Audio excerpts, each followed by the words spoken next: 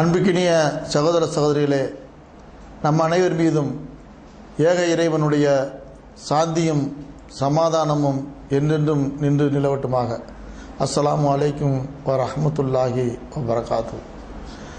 கண்ணியமிக்க சகோதர சகோதரிகளே, லைலத்துல் கத்ர் என்று சொல்லக்கூடிய 1000 மாதங்களை விட சிறந்த ஒரு கூலியை பெற்றுத்தரக்கூடிய நாளை உள்ளடக்கிய ரமலானை நோக்கி நாம் பயணித்து கொண்டிருக்கிறோம்.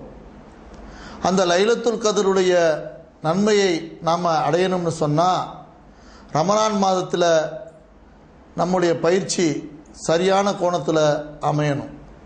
ரமலான் மாதத்தில் நம்முடைய பயிற்சி சரியான கோணத்தில் அமையணும்னு சொன்னால் அல்லாவையும் அல்லாவுடைய தூதரையும் பின்பற்றியதாக நம்முடைய அமல்கள் இருக்கணும்.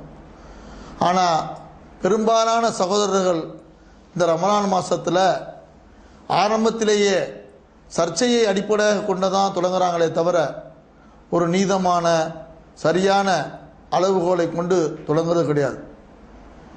இதை எப்படி சொல்கிறோம்? இங்கே ஒரு நாள் பெற, சவுதியில் ஒரு நாள் பெற, மலேசியாவில் ஒரு நாள் பெற என்று மாறுபட்ட கருத்தில் இது சரியா அது சரியா, இவங்க சொல்கிறது சரியா அவங்க சொல்கிறது சரியான்னு குழப்பமான நிலைமையிலேயே மக்களுடைய செயல்பாடுகள் இருக்கின்றன. எந்த அளவுக்கு இருக்குன்னு சொன்னால், ஒரு மௌலவி உரையாற்றும் போது சொல்கிறாரு, நபி ஸல்லல்லாஹு அலைஹி வஸல்லம் 3ஆம் பிறையத்தான் முதல் பிறைன்னு சொன்னாங்க அப்படின்னு சொல்லியெல்லாம் பயான் பண்ணுறாங்க. அதையும் கேட்டுக்கிட்டு என்ன பண்ணுறாங்க நம்ம ஆளுங்க தலையாட்டுற கூட்டம். இன்னொரு சர்க்கார்ஜி என்ன பண்ணுறாரு, நேர வட இந்தியாவில் பனாரஸ் பகுதியில் உள்ள மத்திய பிரதேசத்தில் உள்ள பகுதியில், இன்னும் சொல்ல போனால் கர்நாடகாவில் உள்ள குருபர்கா இந்த மாதிரி பகுதியிலிருந்து வந்தால் பிறை தகவலை ஏற்றுக்கிறவன், பக்கத்தில் இருக்கிற கேரளாவிலேருந்து வந்து எடுத்துக்க மாட்டேன். உங்களுக்கு உருது மோகமோ நம்ம தெரியல. அந்த மாதிரி நடந்துக்கிட்டு இருக்கக்கூடிய காட்சியெல்லாம் பார்க்குறோம். எது எப்படி இருந்தாலும் மக்கள் மத்தியில் இந்த பிறை விஷயத்தில் பிரிஞ்சு கிடக்கிறத தான் இவங்க விரும்புகிறாங்க. கேட்டால் என்ன சொல்கிறாங்க, ரசூலுல்லாவே அப்படித்தான் வழிகாட்டிட்டு போனாங்க என்று பழிய பெருமானார் ஸல்லல்லாஹு அலைஹி வஸல்லம் அவங்க மேலே போடுறாங்க. போட்டு என்ன பண்ணுறாங்க, அவங்களுடைய செயலுக்கு எதை காட்டுறாங்க, இங்கே ஒரு நாள் அங்கே ஒரு நாள்ங்கிறதுக்கு எதை ஆதாரமாக காட்டுறாங்க அப்படின்னு பார்த்தா வாகன கூட்டத்தார் என்று சொல்லக்கூடிய நபிமொழியைத்தான் ஆதாரமாக காட்டுறாங்க. அது என்ன வாகன கூட்டத்தார் அப்படின்னு பார்த்தோம் சொன்னால், நபிகள் நாயகம் ஸல்லல்லாஹு அலைஹி வஸல்லம் காலத்தில் வாழ்ந்த மக்கள் சொல்கிறாங்க. வாகன கூட்டத்தார் பற்றிய ஹதீஸுங்கிறது ஃபேமஸான ஹதீஸுங்க, ரொம்ப பிரபலியமான ஹதீஸ்.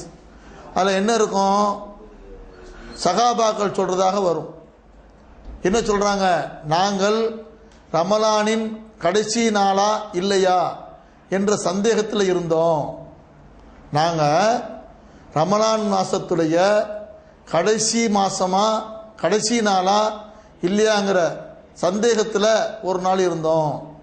அப்போ வாகன கூட்டத்தை சேர்ந்த சில பேர் வந்தாங்க, வாகனத்தில் வந்தாங்க, வந்து நேற்று நாங்கள் பிறைய பார்த்தோம் என்று சொன்னாங்க. உடனே ரசூல் ஸல்லல்லாஹு அலைஹி வஸல்லம் சொல்கிறாங்க, நோன்பை நிறைவு செய்யுங்க, நாளைக்கு தொழுந்திரலுக்கு வாங்க என்று சொன்னாங்க. இதான் அந்த ஹதீஸ்.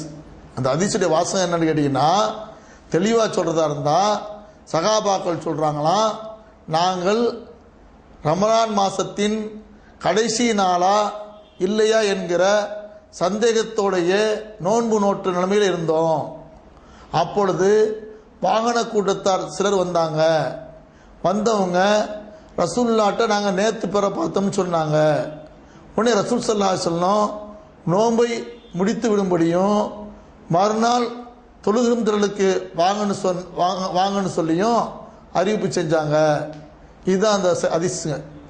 முதல்ல இது ஹதீஸ்னு சொல்ல முடியுமான்னா முடியாது. இதை ஹதீஸ்னு சொல்கிறாங்க, இது ஹதீஸ் பட்டியலில் வராதுங்க.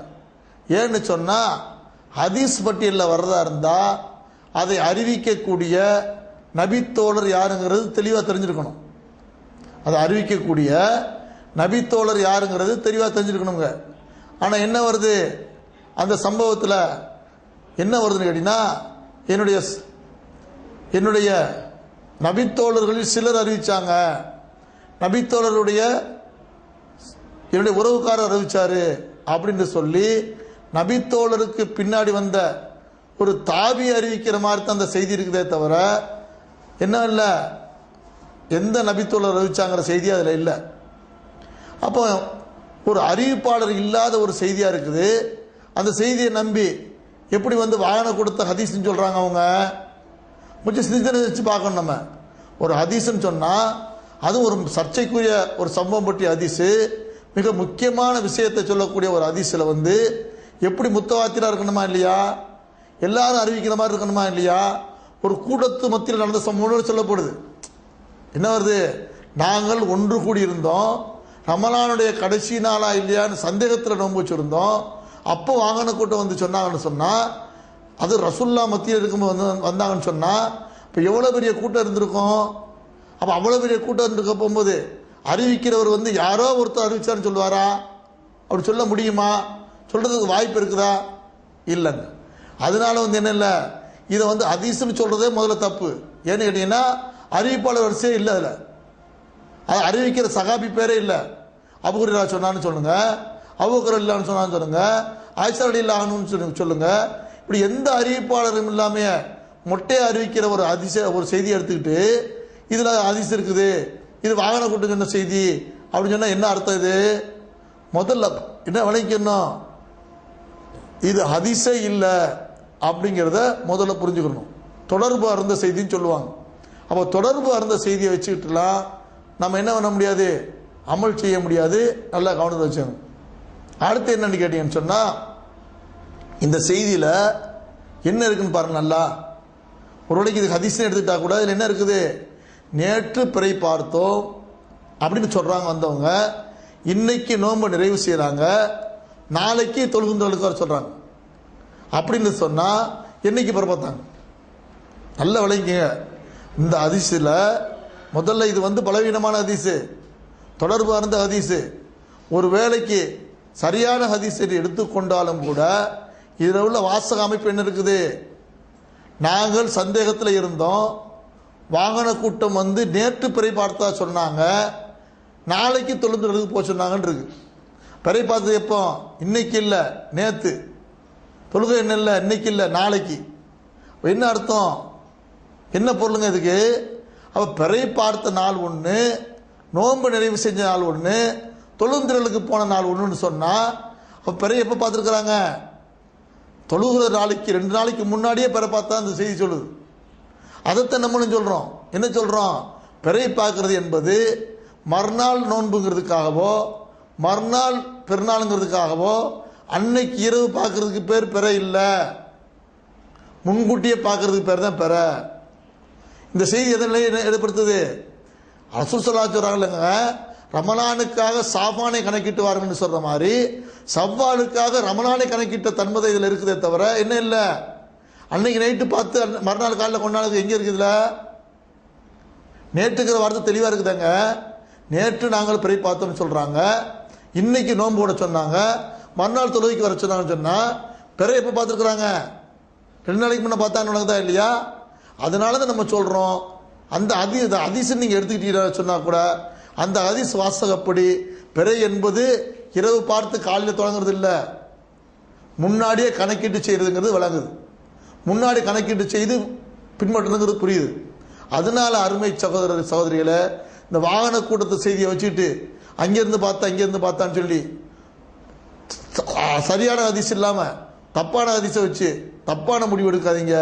சரியான கோணத்தில் அல்லாஹ்வும் அல்லாஹ்வுடைய தூதரும் எந்த வழியை காட்டி தந்தாங்களோ அந்த வழியில் பிறையை முடிவு செய்யுங்க. பிறையை முடிவு செஞ்சு பின்பற்றுங்க. அல்லாஹ் வல்ல ரஹ்மான் நம் அனைவருக்கும் நேர்வழி காட்ட போதுமானவன் என்று கூறி நிறைவு செய்கிறேன். வாகர் தாவானா அல்ஹம்துலில்லாஹி ரப்பில் ஆலமீன். அஸ்ஸலாமு அலைக்கும்.